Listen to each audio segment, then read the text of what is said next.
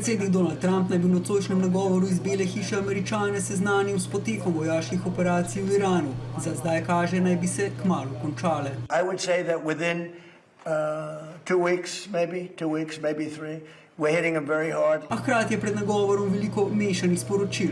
Trump trdi, da Iran, ki ima po njegovih besedah zdaj bolj razumne voditelje, a ni jasno, koga ima predsednik v mislih, prosi Ameriko za premirje. V Teheranu ne priznajo niti uradnih pogajanj. Ni jasno niti, ali bi Trump končal vojno na podlagi dogovora z Iranom ali brez njega. Omenja obe možnosti. Pravi pa, da je Amerika svoje cilje dosegla. I had one goal. They will have no nuclear weapon.